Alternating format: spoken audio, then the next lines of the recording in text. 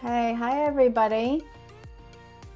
I'm trying to do two things at once. It's not working out. I'm just gonna stop this. How do I stop this? It's still going. Take the volume all the way down, the volume bar. Yep. Is that gone? Now it's playing another song. Okay. It's playing another song. Stand by, everybody. Is there a pause button right there? Like the two double line? There it is. Okay, gotcha. Welcome to our 52nd episode. It's taken 57 tries to get this right.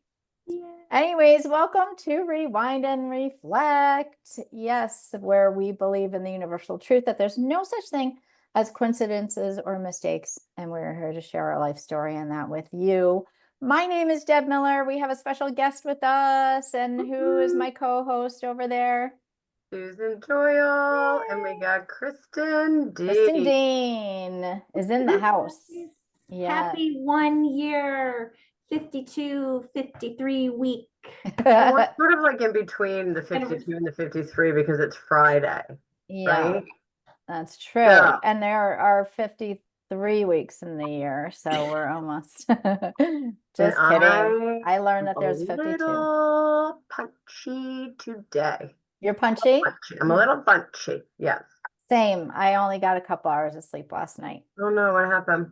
Heartburn and multiple runs to pee. I don't know. Just sometimes... you did just turn 57. Yes. Happy birthday.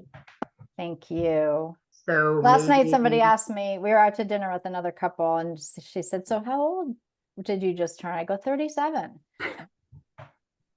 And I was like, wait, no, I'm not 37, I'm 57. And the 37 just came flying out of my mouth. And I was like, all right, well, let's go. I was thinking, I woke up last night, I didn't sleep well either. And I thought to myself, 20 years ago, when I was 35, yeah, right after I got divorced, I had a 2-year-old and a 6-year-old, and I lived in Winsted, Connecticut, and I worked in Terryville. And my kids had to go to daycare back in Barkhamsted because one of them was in daycare, Aaron, and then Jessica had to go to school. I had to be to work in Terryville at 7 a.m. I got up, I locked the kids. I hope DCF doesn't listen to this. I locked the kids in the house and I would run. I got up at like 3:45. Then I would get the kids up, bring them back to Barkhamsted, and drive to Terryville to work all day. And then, like, now my ex-husband shared custody with me, so I got a half of a week off from doing that. So I did it Monday, Tuesday, Wednesday, but I was like, how the frig did I do that? But I was 35. I have been 35 and I've never gotten up at 4:15 to go running. This girl loves her sleep. This girl loves her sleep. She does. And you know what? I'm loving it. I admire that. I still get up early to run, but I'm loving it more as I get older. Sleep is important. It is. I do so I think of a good night's sleep as one that is not interrupted, but it's got to be at least 7. I'd strive for 8 solids. I don't get up to go to the bathroom yet. I've been doing that since I was in my 20s. I can't not do that. Really? And I can even drink, like, I'll drink a can of seltzer right before I go to, like, while I'm watching TV. That's a gift, Sue. She just has a ginormous bladder, apparently. Yeah. Even my daughter, who's 26. You weren't sure where I was going with that, were you, Sue? No. I go, ginormous. She goes, her eyes lit up, like, what? Where are you going with that? Go ahead. Sorry, Kristin. My daughter has the same problem, and it's got to be a small bladder thing going on. Well, I'll tell you, let's talk a little bit about sleep, and I'll fill you guys in on what's been going on. So last week we had Laura Ellis, who was on the podcast. Did you get a chance to listen to her, Kristin? Did you listen to her yet? I was so busy with work this week, but it's on my docket. You're usually the first, like, I usually get a text from you as soon as an episode uploads. You're like, oh, I love it, whatever. So that's why I was asking. But anyway, so for those of you who missed it, Laura is a hypnotherapist, and she is a spiritual advisor, and she shared her story with us on how that all got started and what her thoughts are on like past life regression to heal your current ailments and traumas, et cetera, et cetera. So during that conversation, and as everybody knows probably at this point, like the past 2 years, I've been really enmeshed in my spiritual journey. And what that means is learning to channel with my spirit guides and my angels and all of the things. Okay. So kind of learning about the different realms of spirituality. So she made a comment during that interview that substances, being on any kind of substances, will block you from being able to be a clear channel for the other realms. And of course I knew Didn't she say more specifically SSRIs though? well, yeah. So I knew she was talking about drugs and alcohol, but then Yeah. she started talking about any kind of pharmaceutical. And of course my ears popped up because I was like, hold it. I have been on antidepressants for years and years and years. And my journey with antidepressants started, I dabbled in them earlier before I got pregnant with Hunter, like when I was first married, because, and now looking back, I understand why, because we were recreationally using substances, like have a glass of wine and a pill, like over the weekend, like just, and then for me, that became a problem and an addiction. So when I tried to get off of them, I was put on antidepressants because I was going through withdrawal, which I did not recognize as withdrawal, but it was physical symptoms and very emotional. Like I just could not deal with life or get out of bed or anything. So my doctor, of course, I wasn't going to tell him, well, I'm, drinking and drugging. And then when I stop, I feel like shit. So I was just telling him how I was feeling. And he said, well, this is, classic depression. So he put me on antidepressants. And then, when I started to go down my path of trying to get pregnant, I stopped everything, the antidepressants, the alcohol, the pills, everything. Then I went on to a whole bunch of infertility hormones, right? So for a year, because we were doing in vitro, I was pumping myself. That will wreak freaking havoc. Total havoc, right? And shots in my butt, shots in my belly every day. They wanted me to produce as many eggs as I could for harvesting, In and your belly? oh yeah, in my belly and in my butt. That's like ovulating times 500. Oh, sure. So then, okay, so that went on for a solid year. And then we finally did the in vitro because we had tried a whole bunch of other things. And we finally did the in vitro and it worked. So then I'm pregnant and my hormones are still kind of crazy. And then I have my baby and then I'm nursing. And of course, your hormones and all of that are still active. And then I stop. So and then after I stopped nursing and all of that, my hormones tried to readjust, but I crashed big time. And so emotionally, I was a wreck. I was in a situation with my marriage that was very bad and getting even worse by the minute of the day. And I started abusing the pain pills again and alcohol. So I was put on antidepressants. And I had been on them ever since. And that was well over 20 years ago. Have you ever adjusted your dosage or the kind or the brand? Yes. So I was put on like Prozac and then they changed it to Lexapro or whatever. So I've been on Lexapro 20 milligrams for I would say 24, 25 years. And then You about went 10, off of them. Didn't you go off of them, Deb? Because I remember when you first got sober. Were I you went off of them By- yeah, I'll tell That's you what right. happened with that. So Yes, I remember now. it's all part of this whole story Mm. because, okay, so then 10 years into me being on Lexapro, they put me on Wellbutrin as well. Now, granted,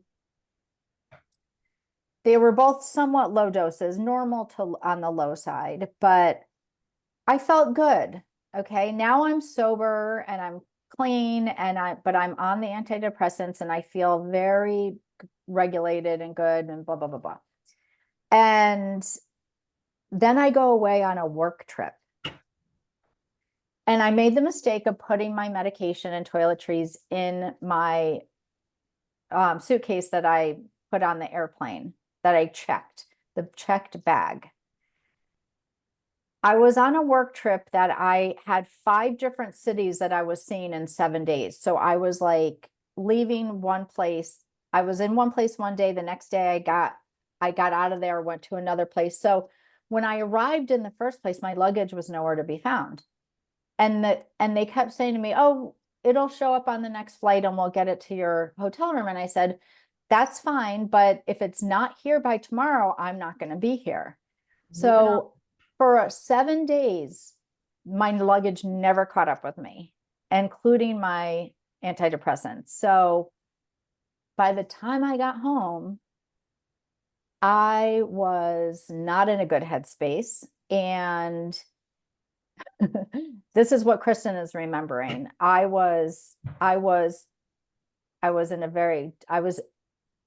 plummeting into a very dark place. Like the emotions were coming, the tears, I hate my, significant other at the time. "I'm moving out. I hate him," and she's like, "Hold the phone." Like I wanted to make all of these big decisions because I couldn't understand why I was so unhappy and feeling so much in despair. And I just felt it was my surroundings, but it wasn't. It was my dopamine level, my serotonin was all messed up because I stopped like that.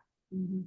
So Kristin said to me, "Okay, well, and I said, and then my bags, it took 2 days after that for them to get home. So it was actually like 10 days that I was off the medication and I was feeling it big time."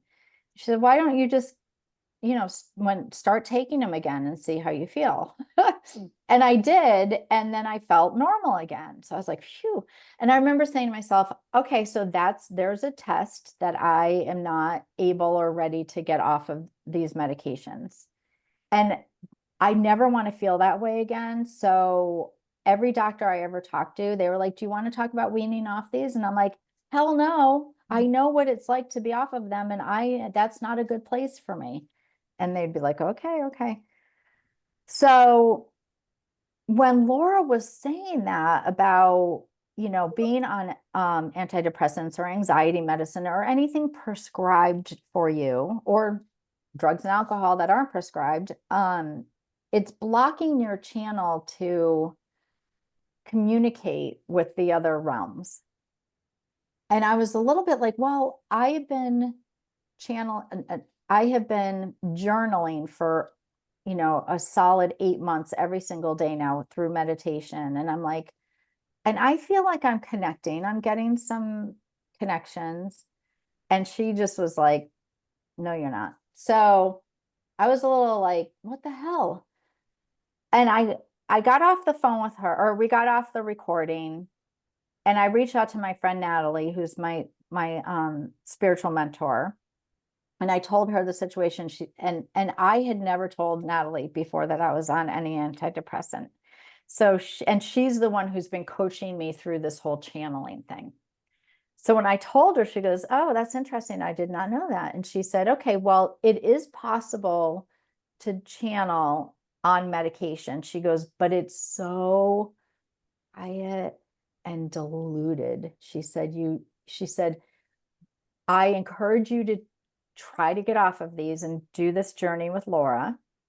She said, "Because when you're on the other side of it, you're going to feel like you're going, like everything is so different. She's like, you're never going to believe how clear everything is going to be for you. And so, and she said, but of course, make sure you talk to your doctor and do it the proper way. Because I'm all excited. I'm like, oh my God, all right, I'm going to do this. And then, because for the years and years and years, I was like, I'm never going to get off these meds. I don't want to. They do what they need to do for me. But at the little instruction that my spiritual journey could be so much more heightened, I was like, oh yeah, that is more important to me than being on these meds.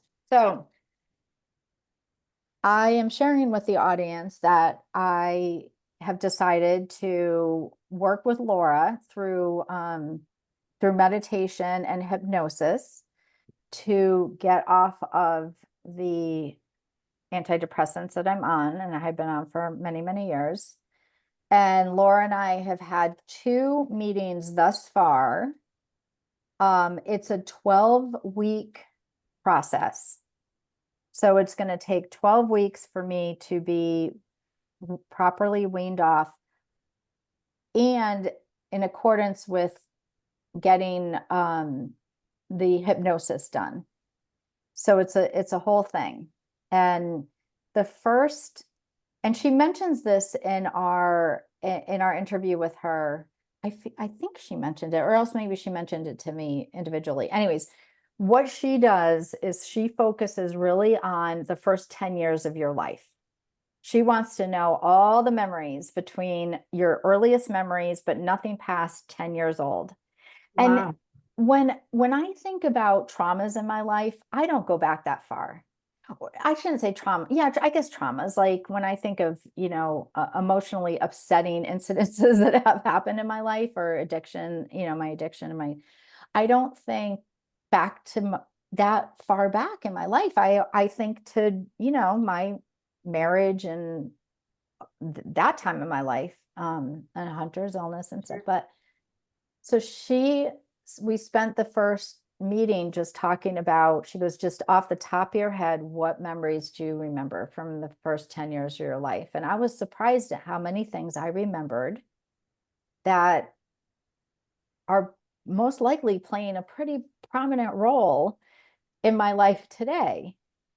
And anyway, so we did that. And then she says to me, I'm going to have you, she gave me some specific instructions to do when I'm at home, which I thought were great. It wasn't like, come in and talk to me and then go home and I'll talk to you again next week. It was like, she has ways to measure my, how I'm doing, what I'm doing, how I'm feeling during these times. And one of them is to keep a dream journal. And I Best dreams. Oh, my dreams are insane. I have dumb, stupid dreams. Oh, well, yeah, but they Same. all mean something, believe it or not.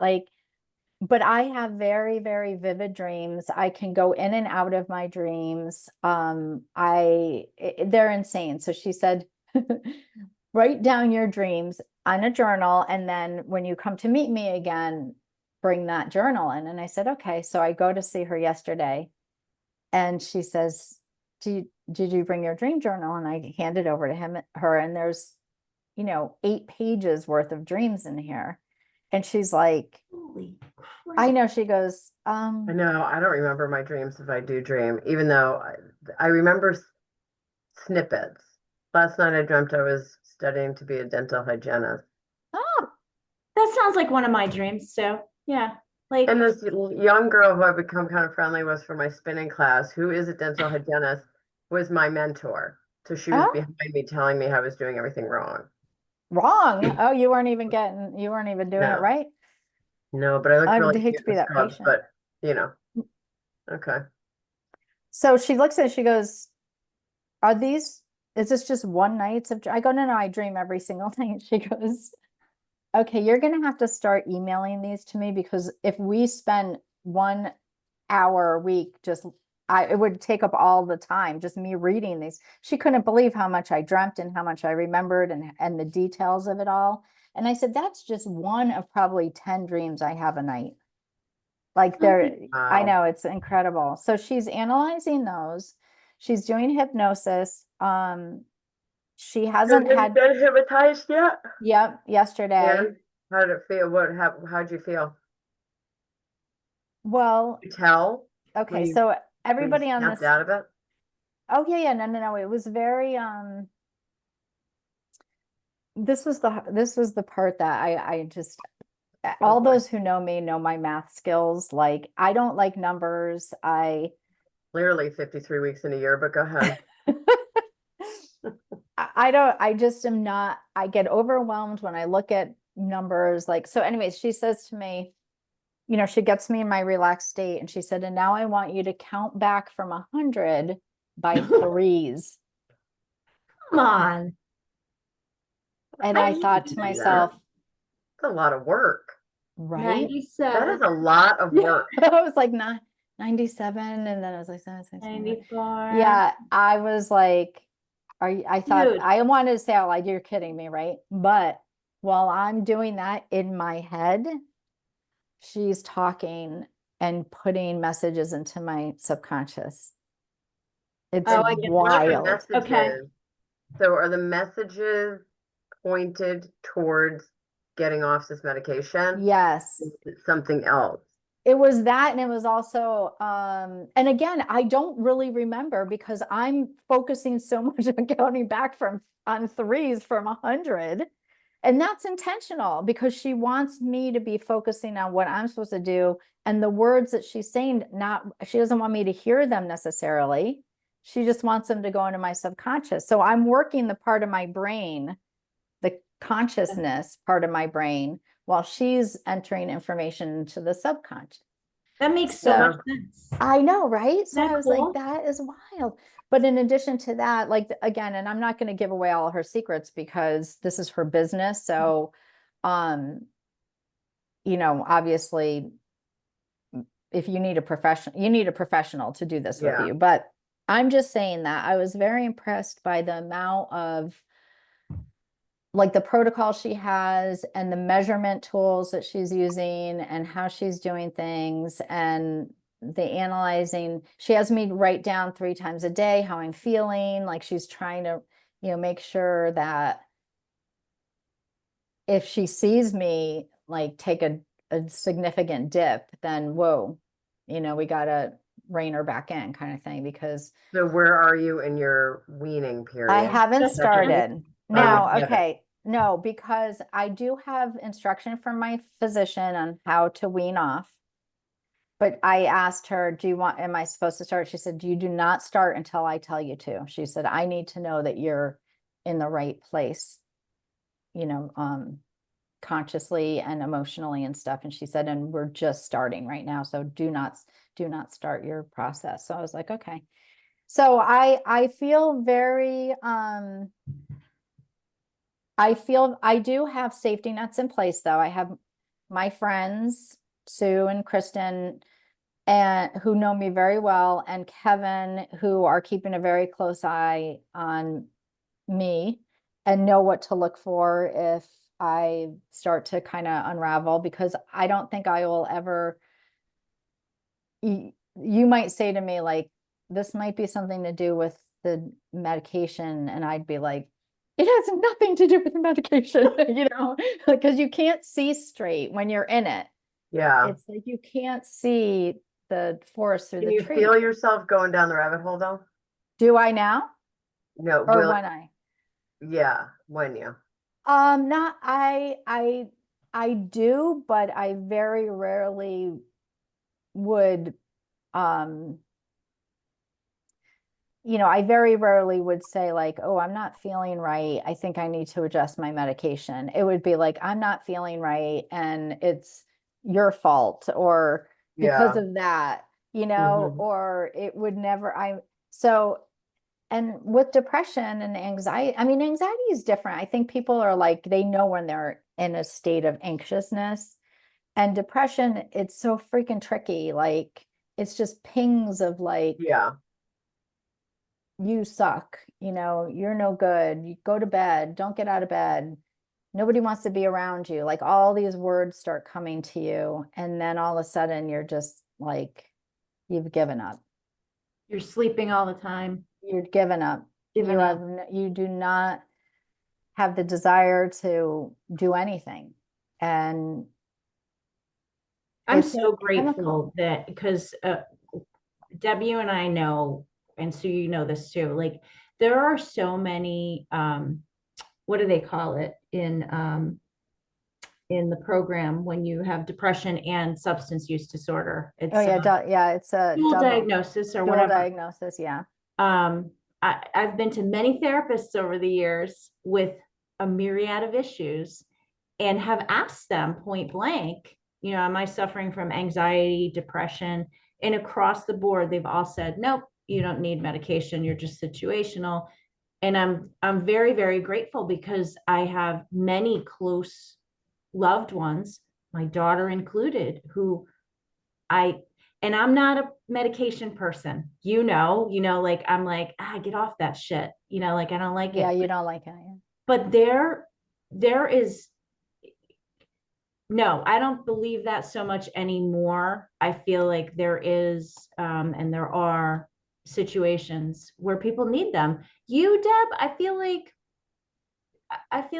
you're at a place in your life where maybe this is a good timing for you. And maybe, you know what, you're older now, you're settled, you've many years of sobriety, you've got a great spiritual base, maybe this will work for you. My sister-in-law was on antidepressants and came off of them when she got pregnant. And I don't think she ever went back on.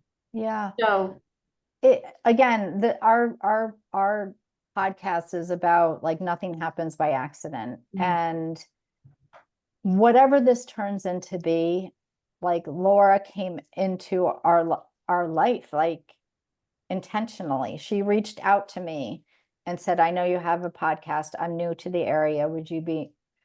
I'd love to get on there. And like one thing led to another. Okay. But I also feel like, and as you get older, we make major changes in our life all the time, whether it's a job or a relationship or whatever that might be. And I've done the job switch, Rooney. I've done this major shift from corporate to doing my own thing. I've done the being married, being single, and now being in a committed long-term relationship. And so this part of my life that I am entering into is a spiritual transformation. And so I have to go into this in the same exact way that I made the decision to enter into the new job, the new journey that I'm on. And so this has to be the same way. I have to be like, I'm doing this. I'm going to trust that it's the right thing for me to do. I'm working it out. And if it doesn't work out, at least I know I tried. At least I tried it. One of the things I always tell my kiddos is if you're going through a change in your life or you're switching jobs, I'm actually applying for an internal job within my company that a year ago I went upstairs. My degree is in legal studies. So I went upstairs to my legal department and I'm a fleet manager, company cars. And I was like, do you guys have anything? I was really exacerbated or exasperated. I don't know the word. I was one of those. Fucking tired. I was overworked. And, I said, do you guys have any paralegal openings, anything? He's like, nope, but I'll keep you in mind. So a year later, it's a year now, he pinged me last week while I was on PTO and said, I know you're on PTO, but we have this opening. And, I applied for it and we'll see I talked to the team. I applied, we'll see what happens. But I truly believe, and this is what I tell my children, that if things fall into place, nice, easy, like Laura yeah, reached out to you. I want to be on your podcast. legal team, hey, you want to apply for this job. If everything falls into place, and you've said it on your podcast before, you guys, if you're running up against walls, you're on the wrong path. Not meant to be. It's not meant to be. So like, I feel like things come into our lives, and if it's easy, you still got to put the work in. You still got to take the steps. But if it's easy and it falls into place, you're on the right path. You know, like that is just. So I'm going to take it a step further in like my yoga training, because I'm taking this certification. I'm almost done, thank God. But they always say that it's simple, but not easy. So your path should be simple. Not always going to be easy. You're going to come up against some things that make you uncomfortable, but that doesn't mean it's complicated. It's just simple. I love that. It's very simple. Really, Life truly can be simple. Uncomfortable at times, hard at times. Yeah, but the path should be sprinkled with difficulties so that you like grow. growth opportunities. Yeah, because the door, if the door opens easily for you, then that's the one you're supposed to walk through. But that doesn't mean it's not going to, you're not going to have. You're not going to have to jump over things or walk around things or climb mountains. But the simplicity of the path. When it's not simple, when it's very complicated, then you kind of have to take a look at, I might not be on the right path. Right. Not necessarily hard and easy. Right. And remembering that we're always heading to the direction and where we're meant to be, but sometimes we do take detours because we've entered a door that wasn't necessarily meant for us, but we had to go through that to learn something. So you're never off of the path of the journey, but sometimes you can be detoured. Yeah, so this person in the other department, Kristin, calling you, it was a very simple phone call, correct? It was just a Teams message. Right. Very simple. And you took the opportunity. So there's the other thing. It's like these opportunities come to us, but you have to be open enough to receive the opportunity. Right? I mean, you could have very easily saw that Teams message like, oh, my resume is not updated. I don't feel like it. I'm tired. Like, I'll do it on Monday or Tuesday. All the things. That sounds like you overcomplicate. That was all true. That my resume was 4 years old. I was on PTO. I started stressing out, but I was like, you know what? Usa, calm down. Yeah. My brother was in town. He helped me update my resume. Yeah. Like, right. I love that. It's like we say in AA, it's a simple program, but it's simple instructions, but it's not always easy. It's like not you easy. Said, it's not always easy, but it's, so this practice that I do, the movements are simple. The sequencing is very simple and makes a lot of sense as to why this one is first and then this pose is second and this pose is third. But as you're holding the poses and moving through it, it's not easy. It's hard. It's a good like we talk about red flags, right? Like running, okay, is hard. Sometimes it's some days it's harder than others, but like you feel good after. If something if something is totally wrong in your life and it's the gut feeling thing, like this isn't right. Those are the times where I feel like, I don't know, what you guys think about this, but like, I have a tendency sometimes to ignore red flags. Like, just, what I mean? Like, ding, really? ding. I didn't know that about you. You didn't know that about me? Of course I knew that about you. I think as I get older, I pay attention to the red flags. When I was younger, I just thought I was right. Like I have to, I've got to push through this red flag because I know what I am doing is right. Or like, I don't want to look at, I think of, for me, it's relationships mainly. Like, Yeah, or it's I've invested all this document time. I don't want to, it's way more complicated or harder to turn around yeah. at that point than it is, or perceived that it is to keep going, right? But if you just turn on your heels and simply walk the other way, Walk away. yeah. For me, it was my ego having to be right, or my ego, or my, saying like, okay, this could be a red flag, but I'm stronger than this, or I can do this, or I can I'll figure it out. Yeah. Mm. Yeah. Ego falls into a lot of, because it could be, I'll figure this out, but it also could be like, I'm going to look like I have this all together. Oh, 100%. Like, 100%. everything's fine over here. Nice and neat. Yes. Yeah. Nothing to see here. Move Nothing along. to see. Move along. Yeah. Yeah. And I think Nothing to too, see like, here. nothing to see here. Keep going. So I'm taking this level 1 certification for Baptiste yoga, who is like my it and all guy. And so I shared this with my yoga class yesterday, and there's a lot of journaling. There's a lot of knowing the sequence, which I already know, and I already teach Baptiste. So I was able to kind of focus a little bit more on like the journaling and sort of the self-inquiry and all the things.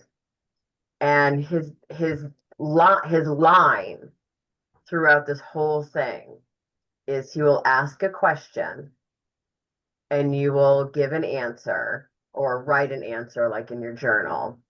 And then he'll ask the question again. And you can't sort of repeat. And then or if we're online and we're sharing, our answers, he'll say, well, and though, and just stop right there. Oh, wait. So give me an example. Yeah, an example. That's what I want. All right, hold on. We need Or would it just be like, how are you feeling today? And you would say, I'm feeling happy. And then I'd say, and though? Like what? I don't get it. Maybe. No, so he'll say, so like we did a whole section on fear. Okay. What are you afraid of? And So you're okay. Okay, what are you gotcha. afraid of? And then you would say, I'm afraid of. So my answer to that question was, I'm afraid of disappointing people in my life. Okay. And he would say, And follow it up with. And though, or what does that look like? And then Okay. he would say, what is holding on to that fear costing you? Mm-hmm. And then he would say, okay, so are you willing to give that up? Or he'll say, like, what is it costing you? And it's costing you more than one thing, right? Yeah. And so he'll say, and though. And you're just, and what it is, it's this sort of way of peeling an onion, right? And basically what he says at the end of the exercise, because we do this a lot, is there is no answer. If you are on a path to empowerment and enlightenment, you will never arrive at an answer. Oh, interesting. You will continue to explore. Yeah. And you'll continue to peel away layers of the onion. It's fascinating to me. Yeah, that I'm is. always like, okay, here's my answer. Moving on. Yeah. You know what I mean? Like, okay, yep, I'm afraid of disappointing people in my life. And though. though. It's kind of like AA. I keep bringing it back It's to AA. very much like AA, and it's Yeah. so funny because the teacher that I practice with every Saturday, one day I said to him, "Is Barron a 12-stepper?" Yeah. Because Oh. there's so many Yeah. parallels Yeah. Is he? to what we learn and what we talk about, and the infusion of the psychological message while we're moving our bodies that is absolutely like AA driven, but he's not. Well, Kristin, doesn't it remind you of the think it through? Okay, somebody calls in, they're like, I'm about to have a drink, and you're like, okay, so what's going to happen after that? Well, I'm going to feel better and okay, but then when you sober up, what's going to happen? And then you make them walk through the process of what is going to happen and all, and then it doesn't remind you of that kind of a little bit. It's like it's definitely like that, and it's also like Sue said it, peeling the onion, man. I'm about to wrap up. I've been sober 4.5 years this time, and I'm about to wrap up the 12 steps with Stephanie, my sponsor. And it's taken us all this time, which is fine. Yeah. But I said to her, well, I have one sponsee that she's kind of fallen off the, like not off the wagon, but like not, whatever. But anyway, that happens a lot. Yeah.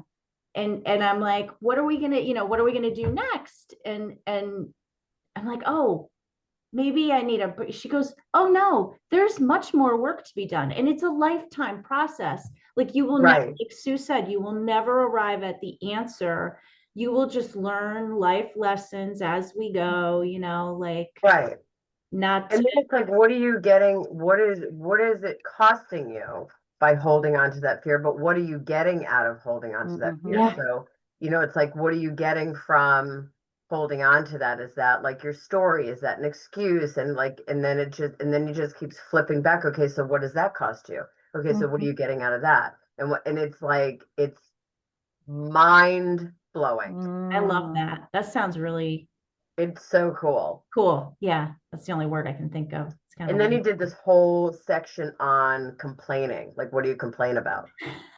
And what is the complaint costing you? And what is the story around the complaint? And why, what are you willing to give up to not have that complaint any longer? And a lot of it, as we touched upon, Kristin, is like ego driven. Like your need to be right, your need to be seen, your need to be heard, whatever it is. Yeah. Yeah. Sometimes gratitude, like I know it's November gratitude, blah. But you just talked about complaining, and I have great coworkers. They're all men who are like in their early 60s, but they're the best. All of them are the best. And I have one my job, I don't really have a backup, which is one of my complaints. I can't really take time off because there's no one, I can never really just disconnect from my job. It's always there. It's always calling me and hitting me. And so I have a coworker who has the same, he's different job, but same stance. And he said to me, I'm complaining, coming back after PTO. And he says to me, he lists all the good things that we have. And I go, he's right, man. Look, we have autonomy. Company treats us nicely. We get paid well, good bonus structure, like great team. Like, oh, why am I complaining? What? And I'm like, why am I doing that? It's like, I just want to have something to bitch about, and so what is that complaint costing you? And rip, oh my God, I have the hiccups. And really what it is, and he brought it down to this level, which made so much sense to me, is being in those complaints. I still have the hiccups. I think they're hilarious. I'm going to mute myself in a minute. But those complaints are costing you being present. Yeah. I'm muting. Oh my God. I used to get the hiccups when I drank. So this is just a funny little aside while Sue holds her breath or drinks her water. So when I drank, I got hiccups all the freaking time. And I could never dispel them. I would drink, I'd hold my breath, and I would get so mad. I would be like, God damn it. And I'd be like, punching things and like, ah. So I don't know, a couple weeks ago, I hear Aaron, he lives in the basement. He's having a fit, and he's not the video game. I'm having a fit. Yeah. So I'm like, dude, what the heck? Like, I was up in my bedroom, so he's 2 levels away from me, and I hear this, and I think I talked to him the next morning. He goes, I had the fucking hiccups and I could not get rid of them. I go, were you drinking? And he's like, no, whether or not he was, I don't know. But I go, remember how pissed I used to get that, when I had the hiccup? They're awful. Did you get rid of them, Sue? Are they gone? Yeah. Okay. Oh, okay. Yeah. I don't get them anymore. I don't, because I stopped drinking. I think. Well, I get them once in a while, but they're irritating, but they are also painful. They can be painful. But I want to know, and we're totally getting off the subject here, but do you ever how sometimes you swallow wrong and you just start choking and stuff? How is it that people like newscasters don't get that? They don't get the hiccups. They don't get the sudden coughing fit. Probably because they don't do I literally just ate an English muffin with gobs of peanut butter on it in record time before I got on this. So it is sitting right here in the middle of my chest. So I'm assuming that's where my hiccups came from. But yeah, but sometimes you just swallow and you start coughing. And I've seen newscasters get. You have? Oh yeah. I mean, I watch stream local news just because it's background while I'm getting ready for work or starting my day. And I've seen them have coughing fits or swallow wrong, and then they have to go to the next newscaster, or you can see them on YouTube or Howard Stern has them. Yeah, he's got the bloopers, but when they say wrong words. But anyways, okay, so back to what we were talking about. So do you all I think gratitude is sort of a nice avenue to run down because first of all, the time of year, but I don't think it should be, held to Thanksgiving time of year, I think. But do you guys have do you do a gratitude statement or two every day? Every morning. I don't write down my gratitude. That's something I did many, many years ago. But the first thing I say when I get out of bed, as I give thanks to God and the universe and my spirit guides every single morning before I get out of bed.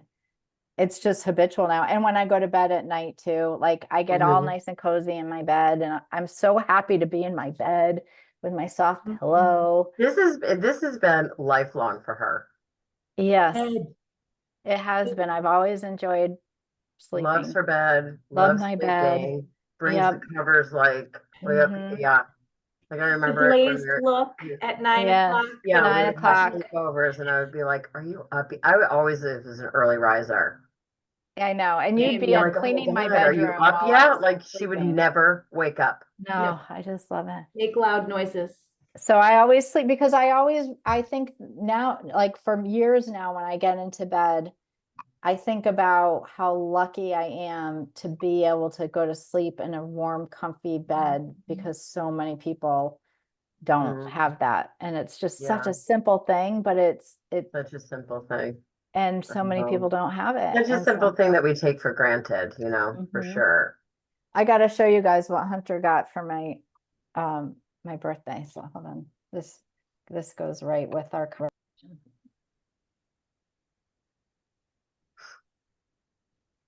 This.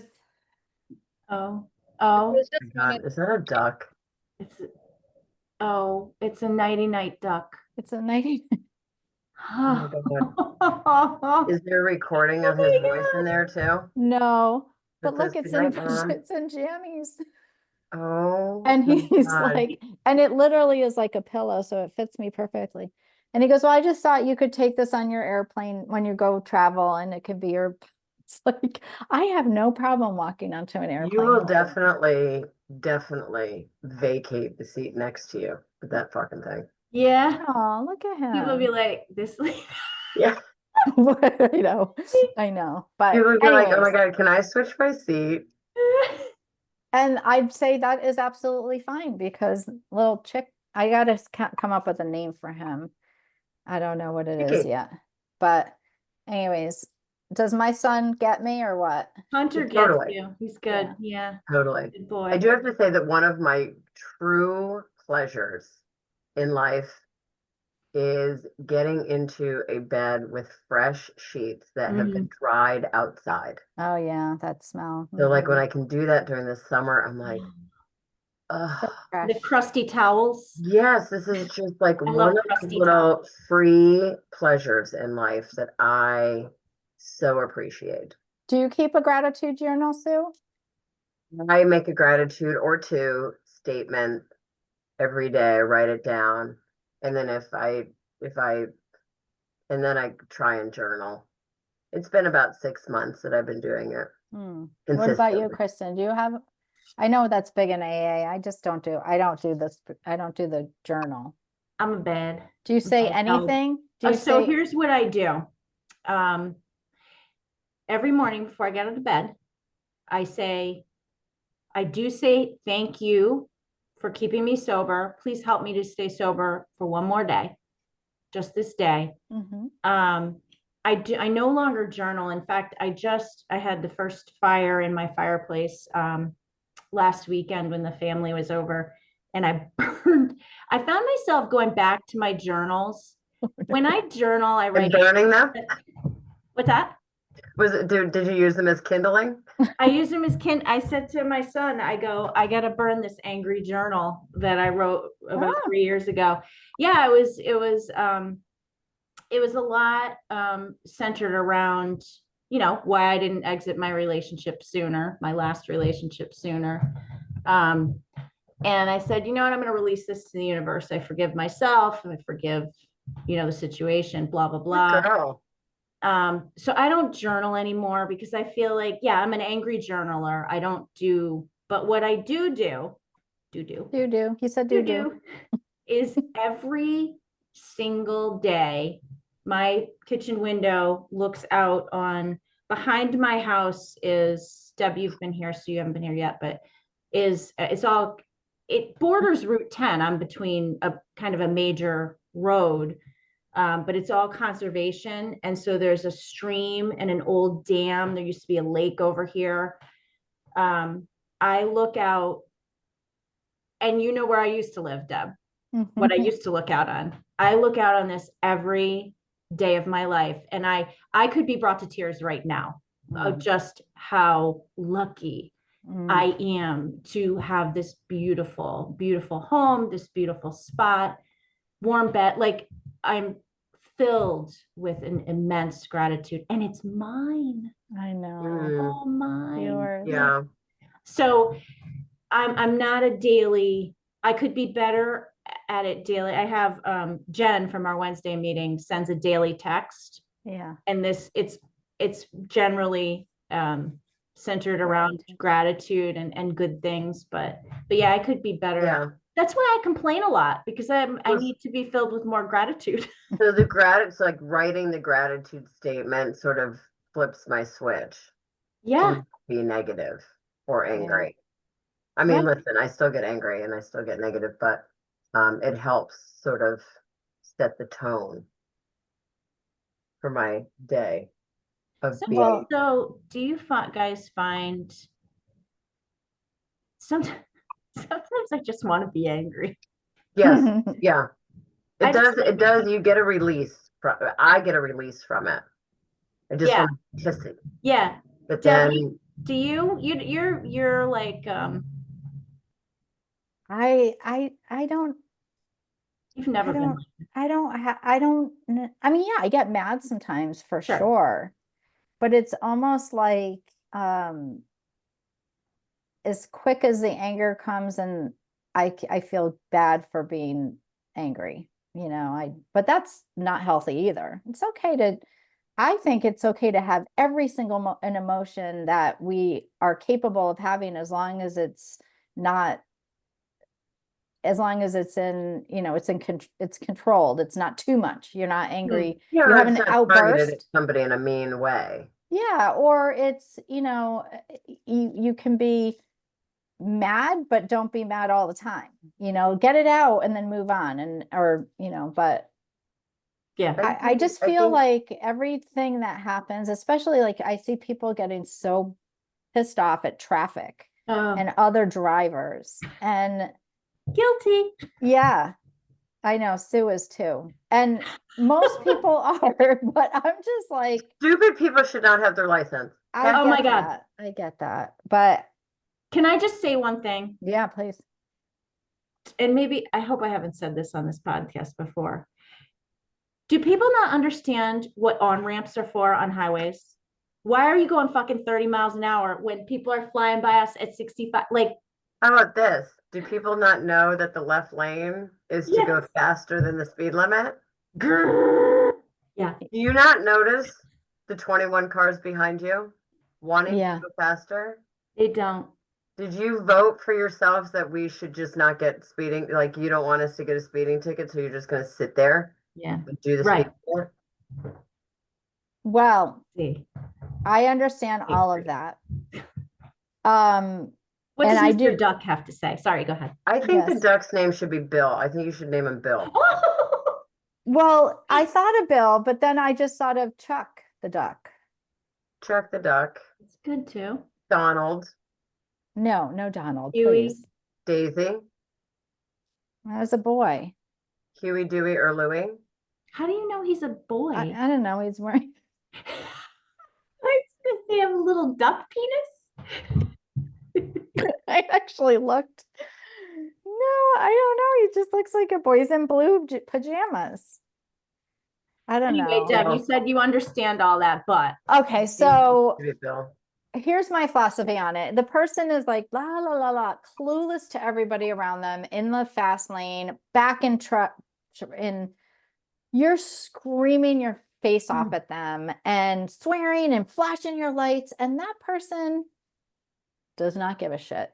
So you're the one who is feeling all those emotions. Yep. So, and the other thing that I have a hard time with, because I have somebody in my life who loves to have those fits of anger at somebody, and then he finally passes them and he looks at them like he wants to see the person that has filled him with such rage and anger, and hopes that I drive by like, yeah. And I go, do you think that they're going to give a shit that you're looking at them like, what are you stupid? And I'm like, that does not fit. So you're the one that is all worked up, when it could just be like, I'm just going to wait patiently for another lane to open so I can pass. on a good day, I do that. On a good day. Sometimes I take a bullet train all the way to the right-hand lane and go 90 and then cut everybody off and get back. Well, because I'm now a fleet manager and I spend my days with cars. Disciplinary action to drivers that are in, like a lot of my days are spent. Kristin must behave herself. Like, there is no getting pulled over by the police for Kristin, because then what happens? So I've consistently driving like 5 miles only over the speed limit, which is hard for me to do. And staying in the right lane. Are you doing it in all the way in the left lane? Most likely not. I'm in the right lane now. I'm a right laner. If you can believe that. My husband always says to me, 55-year-old right laner. When we're driving and I'm like hitting 85, 90, he's like, I just want you to know, I don't pay for speeding tickets. I'm like, yeah, you're fine. Get out of Sue's way. Sure you will. I'll just hide it. I think it's like anything else. Like when you get angry at another person, you're just drinking the poison. Correct. Yep, we did have this thing in the teacher training that said like resentment.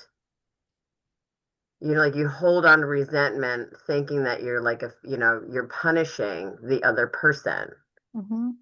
and the other person is like living their life and Do has not give a shit. completely forgotten or didn't even realize how this thing affected you that you're holding on to. And they're happy as a clam, and you are built up with rage, anger, and poison. Yeah. And Yeah. that's like in AA, because resentments are not okay for us to hold on to, because we will end it. We all know how it feels to have a resentment, to be angry at somebody. And when they're not phased at all by our anger, it just eats at us. And what Yeah, does something makes us do when angrier. we eats at us? We want to numb that feeling. Yeah. So we work really hard in AA about not holding on to resentments, because that is the number one thing that will just get us drinking again. And you know, so let's play this out. So you're behind the car driving, you know, you're screaming and yelling and blah blah blah, what's wrong with you? And then you pass them and you give them the look. And then 3 minutes later, are you still raging at that, or are you just No, but what happens is 3 minutes later, especially if you're on like not on the highway, you both are literally stopped at the same red light because Yep. it got you fucking nowhere. So Exactly. embarrassing. That is And my and, point. like they pull up right next to you and you're like, That is exactly my point. It's like, it's like you're gonna, even if you end up I 2 know. cars ahead of them, it's like, oh, that was a bunch of rage. That energy Yeah. was not good. That's dark energy. Don't do it. Just Agreed. go, okay, this is, you know what I say? I say 2 things. I say either this is somebody that God put in front of me, because if I was going too fast, there's an accident waiting up ahead or something that he's Mhm. protecting me from. Or I say, this is somebody's Nana in front of me. And I don't want to I don't want somebody screaming, yelling at my mother. Right. And That's so I'm great. not going to be screaming and yelling at somebody else's mother. Or someone's kid. Somebody's kid. Yeah, like some kid learning to drive, or somebody who just got really horrific news. Like, Yeah, that's just zoning out, because you yeah. just never know. But it's hard. All It is. right. I Well, get now it. I feel like shit. Thanks, guys. No, I know. It's Now I listen, feel like it's this shallow, mean. these You are are all not. lessons though. Like you You're wouldn't right. I know. Right. because a lot of people that again, I'm certainly not perfect. I get really angry sometimes too. But then Yeah. I come home to little Chucky and Billy Bob, and I just snuggle. Remember what My the duck. Popo used to say, Deb? Remember what Dennis and Matt used to say? Slow your roll. Oh yeah. Or we used to say that, like, Sue, slow Just your roll. slow. Yeah. Slow your roll. I'm trying. And we in I've all walks. slowed a lot of my rolls. That's good. I have. I've slowed a tremendous amount of my rolls. Behind the wheel is a work in progress.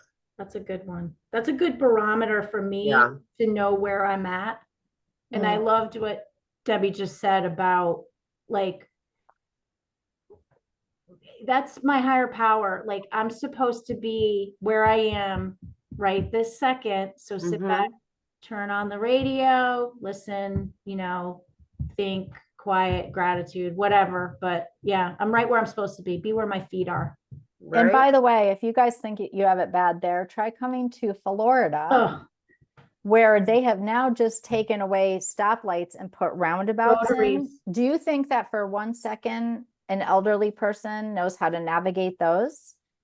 You would lose your hair at the amount of times that people don't know what they're doing, and you'd be screaming behind them like you would. So it's like you just hold your breath and hope that they don't plow into somebody. Let it go. Nobody can. Let it go. Nobody knows Breathe how it to. away. Yeah, nobody knows how to navigate those. Well, girls, we have hit episode 52. We've been at this for a full year, and I have to say that I am super, super grateful that I stepped out of my comfort zone to do this. It has been an amazing year. Just learning about you guys, learning about life, you know, realizing that there's different paths and different perspectives and all the things. And I am really looking forward to another year, another 53 weeks. Let's do it. Let's add another week on, so we'll have That's it. 54 weeks this year. And I I know, have to I'm say- very, I'm beyond happy and excited. And if for no other reason than we get to have FaceTime with Yes. our friends Yes. every week, you know, Yes, it's just please. really good. Mm-hmm.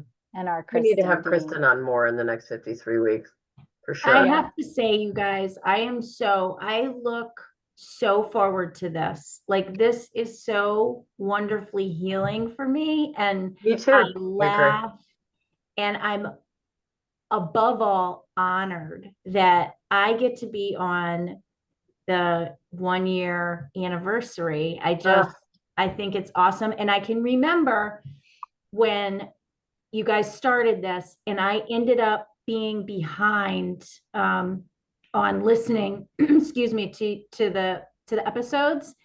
And I think you guys were on episode like 30 or 31. So when I started this, I had 30 episodes to listen to. And I obsessively listened. Every time I got on the treadmill, I was like, oh, I get to listen to another Rewind and Reflect. Aw. Oh, I that's look sweet. so Thank you. forward to it. And I'm behind a week because I haven't yet listened to Laura. So I'm going to do that probably later this afternoon. But it's just been an honor to Been great. do Thank you. this. And it's just awesome. So thank you. Great. Well, we're so happy that you're here. And I think in this upcoming year, we are going to have a lot more guests on, like even, you There are know, different people on deck, I think, too. And yeah. yeah.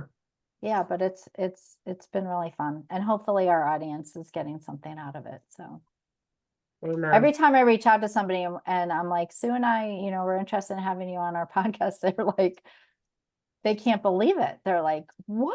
Me? Oh my God. And so, you know, I'm happy that people are responding like that instead of saying, yeah, thanks, but no, I'll pass.